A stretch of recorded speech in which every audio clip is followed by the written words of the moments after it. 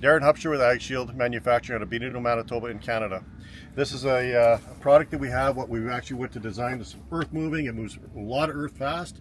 It'll go from a V formation right out to a bulldozer formation. So whether you're doing continual waterways or you're leveling up vineyards or you're dragging material into low spots, this is a machine for you. It does work off of GPS, so it is fast, very efficient.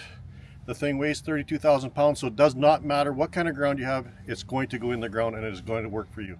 All right, and how would somebody contact you or find you guys if they're interested in your product? Well, I would go to our website, agshield.com, so agshield.com. Okay. And take a look. We got videos on there. All the contact information is on there. And yeah, we can sell and ship anywhere in North America. All right, and you're going to fire it up for me here and make a couple passes and show us what it's all about. Right now, you bet. Okay. All right, and we got her hooked up here to a Challenger. 385 horsepower. Okay, the MT835. Yeah, you bet. All right, here we go. Okay.